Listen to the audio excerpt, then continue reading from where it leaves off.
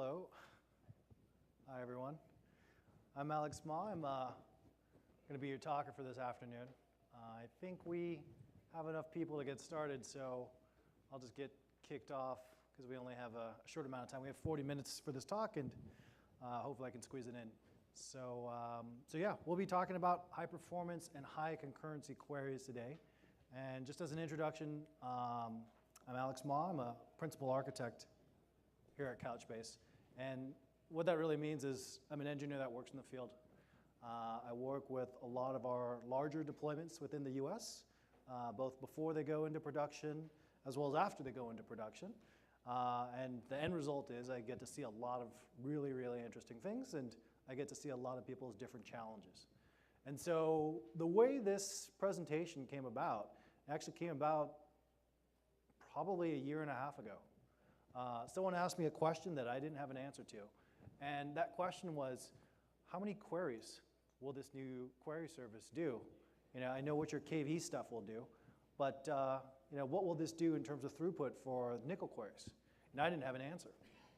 And so what happened is, you know, I started doing some testing on my own. I ended up writing a lot of scripts. I ended up, you know, learning a lot of things the hard way until I finally got to that answer.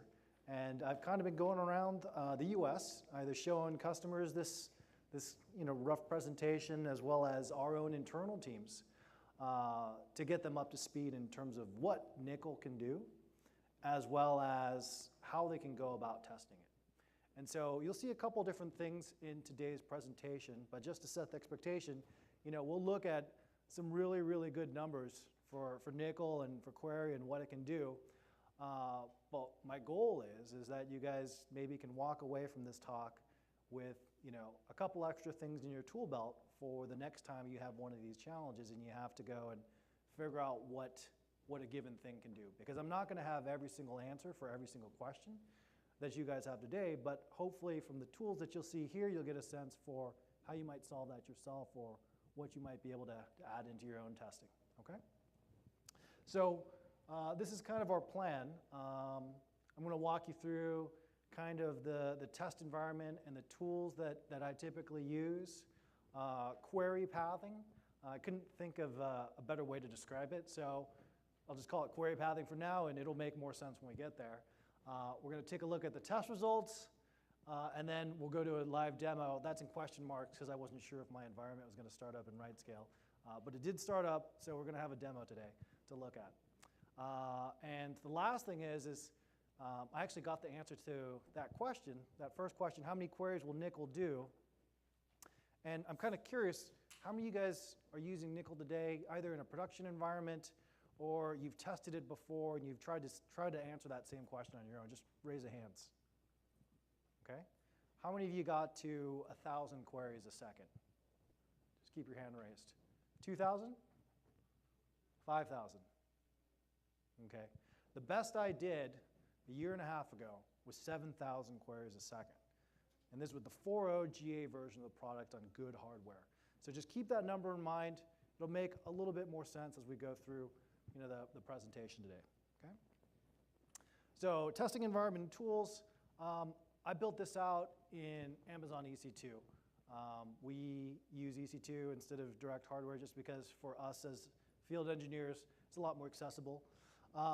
But if you guys have used AWS, some of these things might look familiar to you. But what this is a 14-node cluster. These are C4 8XLs. So you know, they're pretty beefy machines for Amazon, but not necessarily beefy compared to what some of our customers run. They run at 36 CPU cores, 60 gigabyte of RAM. I'm using the elastic block storage with the general purpose SSD volumes. And inside the test system, I'm storing, you know, a representative data set. I've got 100 million items in there. They're 500 bytes each. And the cluster is laid out using our MDS, or multidimensional scaling. It is comprised of 6 data nodes, 6 query nodes, 2 index nodes, and I have 12 application servers firing off traffic at this environment. My original reason for going with this instance type was mainly to get the Ethernet capacity.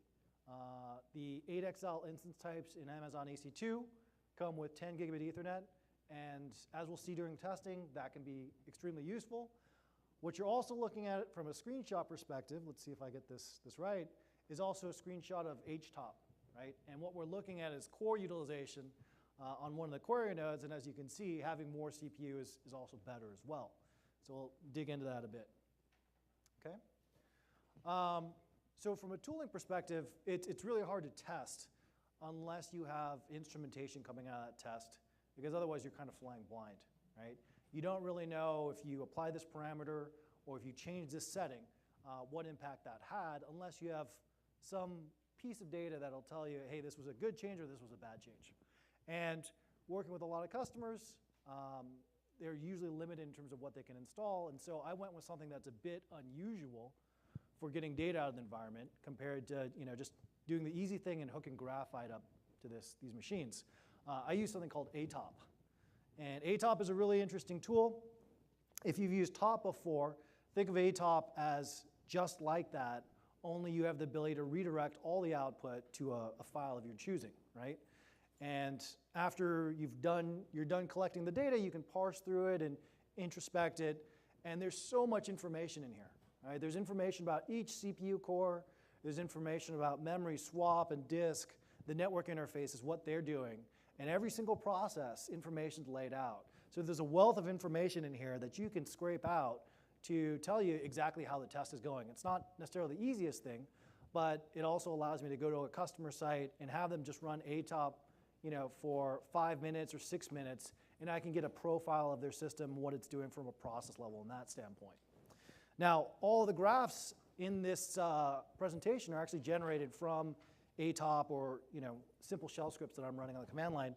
And this ATOP is actually capturing at 1 second intervals. So I get a lot of granularity in terms of what's going on. This next graph is actually a perfect example of why you have something to visualize your data with, as well as something to baseline your data with. Okay? What this chart is generated from is the network interface utilization for a capacity test I'm doing. I'm using a tool called iPerf3, and what that gives me the ability to do is say, hey, I've got this server over here, I've got this other server over here, tell me how much throughput I have between those, right? So Amazon EC2 gives me this instance type, this 8XL, tells me, hey, you've got 10 gigabit of capacity. I run iPerf and graph and see what's going on, and I see that I've got about 4 nodes here that are running at about 9 gigabit, and I've got 2 nodes here that are running at 5. So the capacity I thought I had is not there. So it's a good thing to always verify your environments and make sure that the 36 cores you thought you had, or this amount of RAM, or this amount of I/O, or this much network capacity is actually what you have. And this actually ended up impacting some of my tests, but we'll go on as we go on. The next thing that we're looking at is these 2 things, Python with a library called Faker. For these kinds of tests, right, you need test data. You need a way to get test data into the system. You need a way to be able to generate that data in a way that suits whatever it is you're trying to test. Now, in this case, I'm trying to simulate a bunch of users and something I can actually do a useful query off of. And so I used Faker to generate this out for me. I use this one method, fake.profile, and what it generates for me is a Python dictionary. And in that dictionary, I can manipulate it, I can delete fields that I don't like, and add additional fields that I do want. So in this case, I'm adding a field called user ID.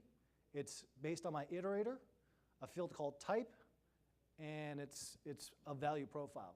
And what that allows me to do is Faker is going to generate out this Python dictionary object, and then I can use some Unix tools like sed to transform that into JSON, right? So this is a sample of the actual JSON document that's in the data store, right? So you can see it's a small document, it's not huge, but it gives me a lot of things I can test on. I've got dates in there, I've got addresses in there, and I've also got my numeric user ID that I can also query off of, which is what we're basing our query off of for the nickel portion of things. Okay? after you've got that data, right? I set this up in a test system. I had 10 servers generating this data, right, using all 36 cores. It took me somewhere around the order of 30 minutes, I want to say, to generate 100 million records in this way, right? So each of these files that I generated are about 4.5 gigabytes in size, and I need a way to get this text file of JSON data into Couchbase. And that's where this tool, CBImport, comes from. And it's a new tool that's out in 5.0. And what it's able to do is take CSV or JSON data and import that into your cluster.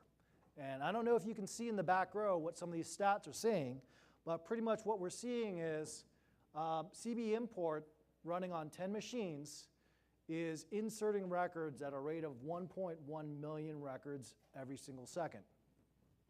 So far, I have 79 million items in the store, and this run took about 1 minute and 15 seconds.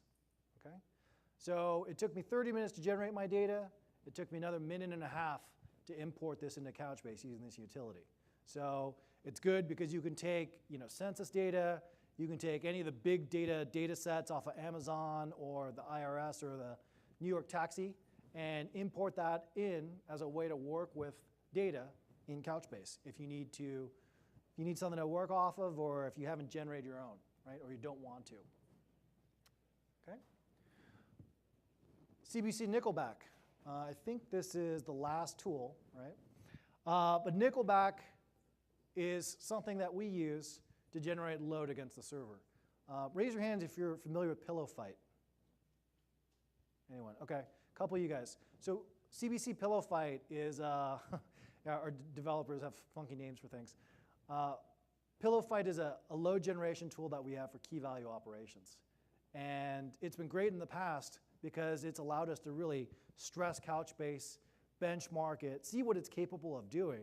And until recently, we haven't had this exact same thing for Nickel until this tool CBCNickelback. And so what this does is it lets you pass it a file of queries, and you can then point that utility at a Couchbase cluster at a specific bucket with a specific number of threads, and it will go crazy on it and try to get as many queries a second going through the system as it can. Okay? So we've got multiple tools here, right? We've got an environment. We've got instrumentation for that environment so we can get data out of it, right? We've got ways to sanity check it. We've got ways to generate data, ways to get that data into Couchbase, and lastly, a way to exercise all of that through the system. So a lot of different components before we can even start testing and start to answer that question. Query pathing is our next section. And we're going to talk about two specific optimizations to running your Nickel queries that can get you to extremely high capacities, both in terms of throughput and latency. I guess not increases in latency, but decreases in latency. And I'm calling this section query pathing. It'll make sense once we talk about how queries flow through the Couchbase system to understand how you can actually optimize the flow of those queries. Okay? So for query execution, we've got 3 boxes here. We've got our query service, we've got our index service, and we've got our data service. Right? And so what we're looking at when I fire off a select email from default where user equals blah, right? What ends up happening? That gets submitted over REST to the query server through the Couchbase SDK. That query service needs to then parse that query. It needs to analyze it, and it needs to create a plan, right? It needs to figure out how am I going to use the rest of the stack to answer this question that the user has submitted to me. Once it has that plan, usually what it will do is then it will go and pass a scan request to the index servers, right? The index servers will then return back a list of the qualified items that match that. The query service will then reach out to the data nodes to fetch those items back. The data nodes will return it, and the query node's job from there is to parse all of this, filter it, order it, paginate it, whatever it is that you specified in that query syntax, right? And so that's the flow. And in a multidimensionally scaling system, right, you can see I'm hitting 3 nodes, 1, 2, 3, 4, 5. I guess I'm hitting more. Depends on how you count these things, right? But I'm making multiple hops between the machines. And so the ways that I can make this more efficient to get more queries out of the system or get faster queries out of the system are to take things out of this path, okay? So the first thing that we're going to look at is what we call a covering index. And any of you that come from the RDBMS world, covering index should be fairly evident. But in this scenario, right, we've shortened the paths. So we have the ability to submit our query over the REST API. We're still going to do the plan, parse, and analyze. We're going to go to the index server and submit that index scan, get that list back. But what's going to happen is we're going to return straight from there back to the client without having to go to the data node. Okay? The reason why we're able to do this is because we can create our index definitions so that they cover whatever kind of projection you're looking to get back out of that select. So in this case, take a look at my example. I'm doing a create index on user ID, right? It's called user ID.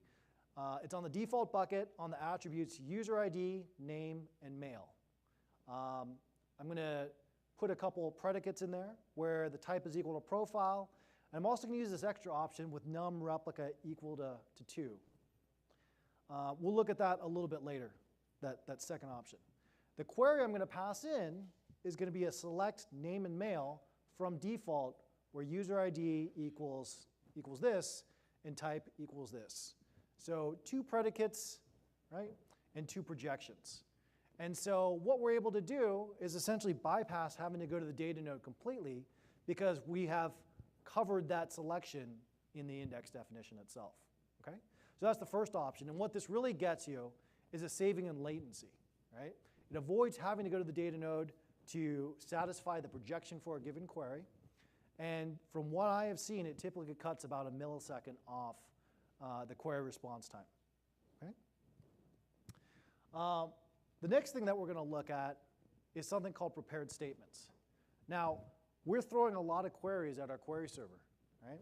And those queries, every single time we're doing them, I know you guys probably can't see this very well, every single time we're getting one of those queries, we're parsing it, we're analyzing it, and we're creating a plan. What a prepared statement allows you to do is define the plan once and reference it so you can just simply execute it every single time afterwards. Okay? And so what that does is it reduces the amount of work the query node has to do. Less work means less CPU usage. Less CPU usage means more queries. Okay? The great thing about this is that when we use it in combination with that replica option that we had earlier, right, what it allows us to do is prepare the statement, get more efficiency out of it, but it also works with high availability and load balancing as well. So if I create that index with that statement, num replica equal to 2 or num replica equal to 1, there's 2 index definitions sitting on 2 index servers. And so when a query node gets that request, it'll know that either node can satisfy that request for the index scan. It'll also know that if one of those nodes goes down, it can flip to the other one to continue its workload and servicing request. And so it's kind of funny how you go about doing it. Essentially, you have to hit every single query node in the system with a REST call with something that looks like this. It's a syntax, SQL syntax statement that gets passed in. Prepare this query. This is the name of it. This is the statement. And we have a positional parameter where we're going to pass in the user ID that we're interested in. Okay? And so we're going to use this to get more efficiency out of the query service. Test results. So who remembers what I said my original number was? Queries per second. 7,000. 7,000 was the best I got. Okay? Huh? Oh, 7,000. 7,000 queries per second, which I was kind of pissed about. We had good hardware, good testing methodologies, and couldn't do more than 7,000.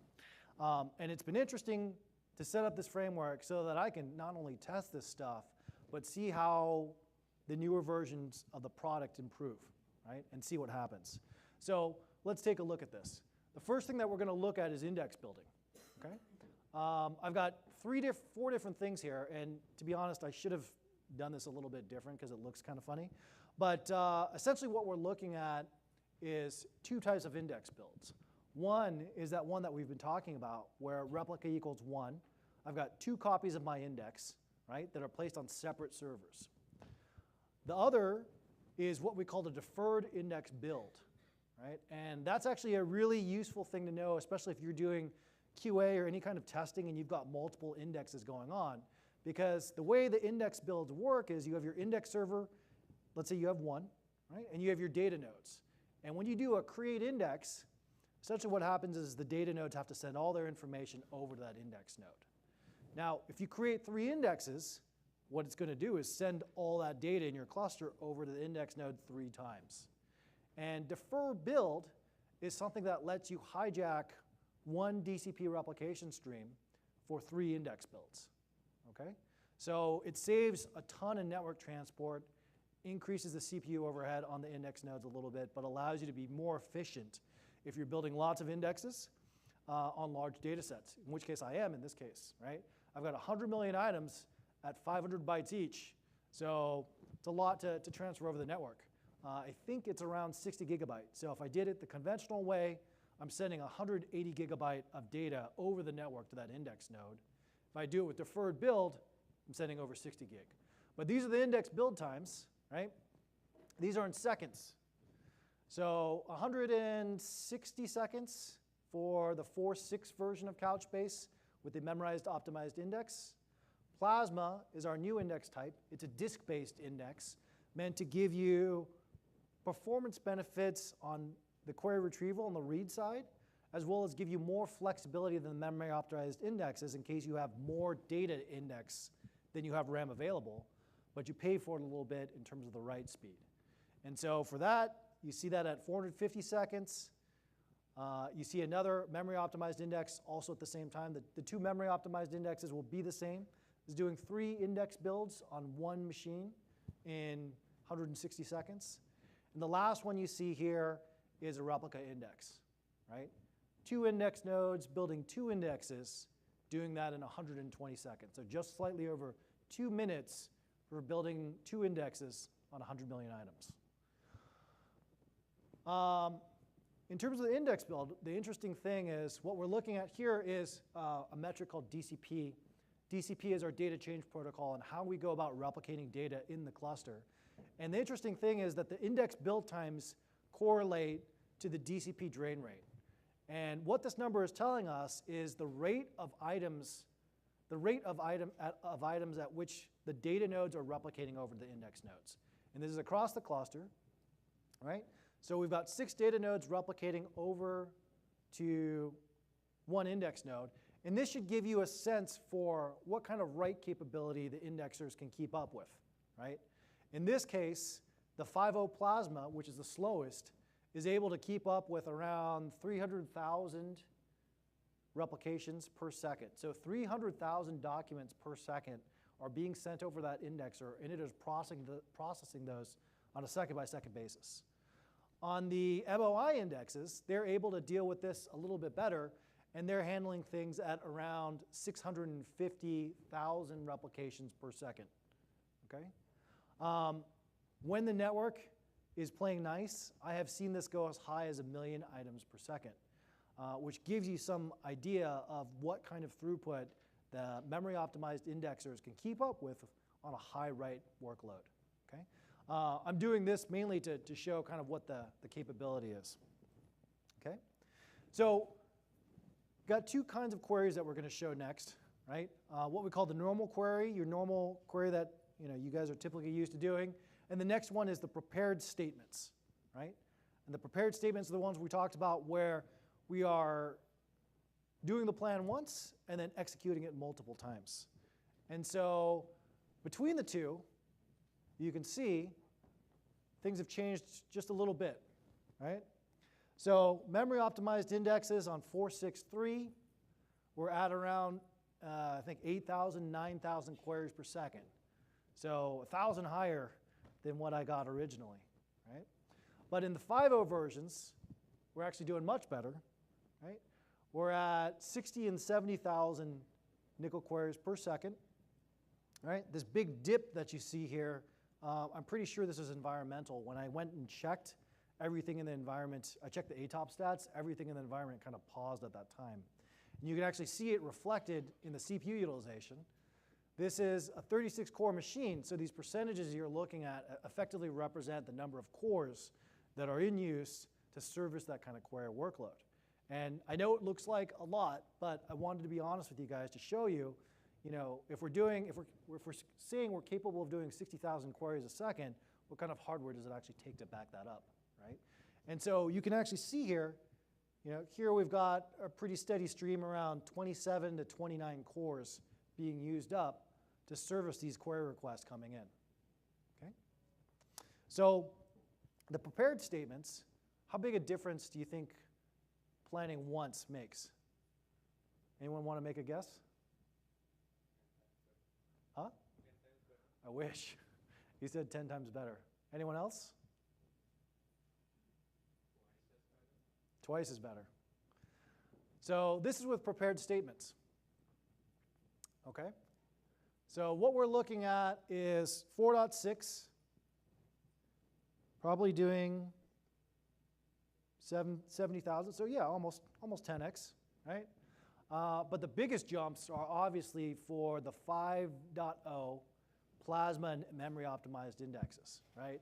170,000 queries per second for the plasma indexes. Almost 220,000. I'm going to look at the peak because it's a cooler sounding number. 220,000 per second for the 5.0 MOI. So pretty good numbers, but it will also use CPU, as we can see, right? So the CPU load is a little bit higher. If we look back, it's the exact same CPU load, maybe a touch higher, than what we were doing before. We're just able to do a lot more queries in the meantime. So 70,000 queries, right? Versus, I'm losing my place on the slide, 70,000 queries versus 220,000 queries with an initial bump in CPU load. So pretty good, right? This is the last thing I wanted to show you. I got a screenshot of it because it was so interesting to me. So what this is showing is queries per second. This is showing 216,000 per second. And what really impressed me the most here was the latency. Okay? So this is in seconds. And for those of you that aren't used to looking at numbers like this, this is 2.2 milliseconds average service time for that query. So I'm querying 220,000 per second, and it's servicing those at speeds that I would expect from Memcached. Well, slow speeds from Memcached. Right?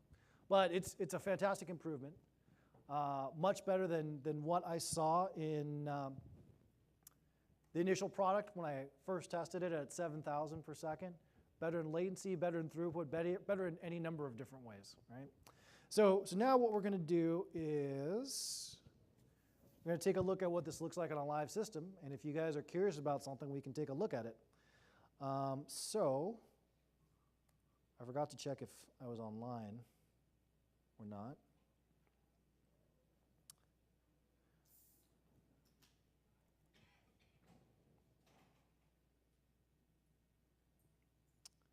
So can you guys see in the back? Can you guys read this? 10 minutes? I can read that. Can you read this? I'm going to take that as a maybe. OK, so we're going to take a look at this. This is my default bucket. I have got nothing going on.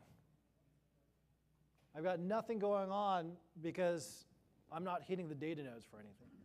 If I scroll down the page a little bit, you can actually see what I am doing. And let's actually expand out these windows a little bit, okay? So you can see what's going on. And I hope you guys can read it. If you guys can't, should have spoken up.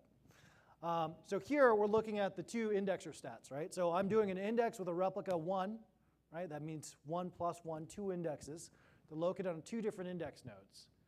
Each index node is servicing 100,000 scans a second. Okay? The index size is not huge. You know, it's 15 gigabyte, but it's got 100 million items stored in it. Okay? So we can see index 1 as well as replica 1 are both serving around 100,000. If we go down to our queries, right, down here, use this laser pointer again, we can see the details for it. It is doing 190, almost 200,000 per second, right? And servicing it at 2.5 milliseconds.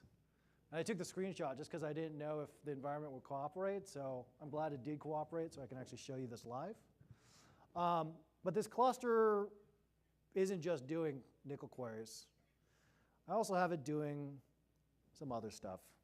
So I have a smaller bucket here, and what I ended up doing was creating a second bucket with that same user ID attribute that we're doing the indexing based off of, right? Because I wanted to see what happens to the indexer when I introduce some load into it. Because I figured someone in the audience would say, well, what happens when you start doing writes or reads or whatever? You're doing all these queries in just in isolation.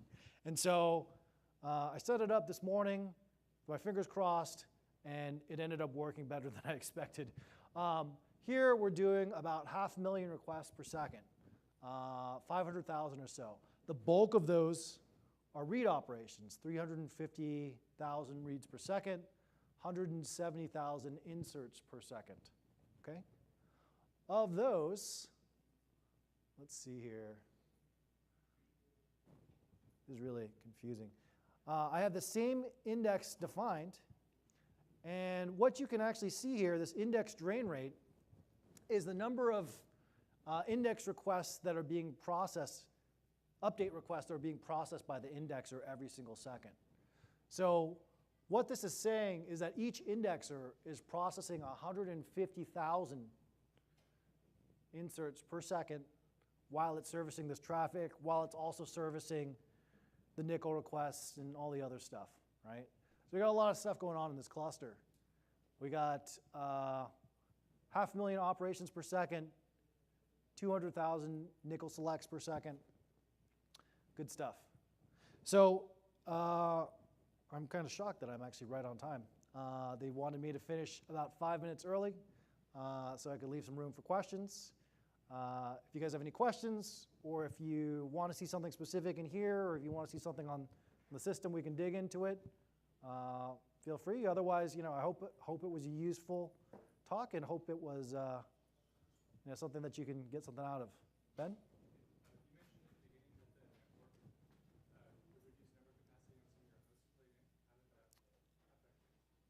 Good question. So the question was earlier in the talk, I had mentioned that the reduced network capacity had limited some of my tests. And yes, I have a couple tests that are very network bandwidth dependent. And so what I saw is I'm tracking everything on a per node basis, and I'm looking at actually the DCP replication traffic on a per node basis. And I see nodes, just like what I saw with the interface utilization, right? I see some nodes that are replicating 125,000 items per second, right? I see some nodes that are replicating 70,000 per second. And in the end, right, all of those data nodes are replicating towards an index node. It shortens the overall capacity of what can be sent to the indexer because each data node doesn't have the same network capacity. And so I'm not saturating the NIC by any means, but what I noticed anecdotally is that different nodes in this environment have not only different bandwidth capacities, but that also aligns to different replication rates as well.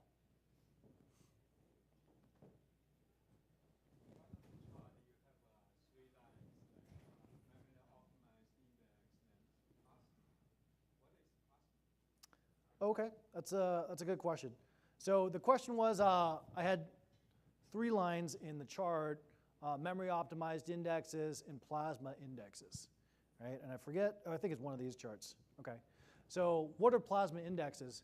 To answer that, I will tell you what memory optimized indexes are, and that will help explain what plasma indexes are. But memory optimized indexes are exactly what they sound like. We optimize them for RAM. okay? So let's say you have 10 gigs of RAM on your machine, and you want to index 5 gigabyte of data. That's perfect for a memory optimized index because you have more memory than you do data, right? And it remains perfect just so long as you don't exceed that 10 gigabytes, right? Because RAM is fast for inserts, it's fast for reads, it's great until you run out of it, right? And so Plasma is designed to give you similar performance characteristics to the memory optimized index, but give you the ability to have more data than you have RAM. So for a memory optimized index setup, I might have 5 gig of data, 10 gigs of RAM. For a Plasma setup, I might have 100 gig of data and 10 gig of RAM, right? And it's designed to give you as good a performance as it can, right? Even though we're not able to service every request from RAM. And so it does this in a number of different ways. We have lock-free data structures that we use in RAM. We're optimizing this for SSD specifically so that the wear leveling isn't horrible and the write amplification isn't horrible. But we've learned a lot from our initial forays into building indexes for the ForceDB engine, which is what originally was our disk-based index in the 4.0 product. And we've taken a lot of those learnings as well as the learning from memory optimized indexes and applied them to a new hybrid called Plasma. And that's what's designed to give you your usable everyday index. Now, if the question is where do you use a memory optimized index, where do you use a Plasma index, I would say if you are doing a large amount of writes per second and you need very good consistency on your queries, you're only really going to get that on the memory optimized indexes because they're the only ones fast enough to keep up with that high write rate. If you have a large data set that doesn't fit in RAM, the index doesn't fit in RAM, then you still need good querying performance, good, as in 170,000 per second. The Plasma option is a much better one for you, a much more realistic one for you. So I hope that answers your question.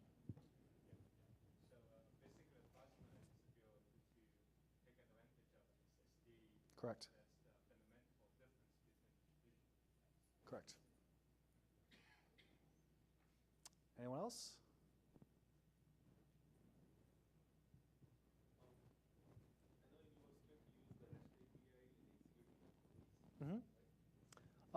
That was just for the prepare statement.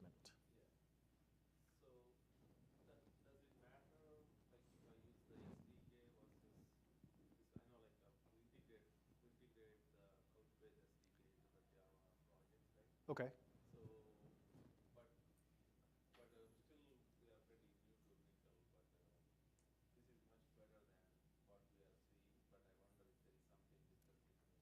Yeah. Yeah, so the question is there any advantage of using just the straight REST API versus using the Couchbase SDK? Gotcha. And there is, right? It mainly just depends on how you're handling the sockets from the Java perspective. If you're hitting the REST API directly and you're maintaining state so that you can just simply fire off the request without having to build up and tear down that connection, then it could be just as effective. Keep in mind that the Couchbase SDK also round robins as well as maintains a stateful connection to each REST endpoint. So it does some of the work for you, but to answer your question, you can make it as efficient as the SDK. You just have to know that I'm building long-lived connections and I'm round robining amongst those connections to get the best utilization. Okay? So I think we're out of time, but these slides I think will be online. And I actually have a bunch of links for you guys. So there's a GitHub repo with all the scripts I use. So if you're curious how to parse ATOP with Python or how to generate a data set of 100 million items using Python, that stuff is in there. These slides will be online if you don't have a camera. But there's also information about the different utilities as well as some of the monitoring stuff, Nickelback. Some of these things just aren't common knowledge. So yeah, it should all be online, and hope you guys had a good time at the presentation. Hope it was useful, and enjoy the rest of your conference.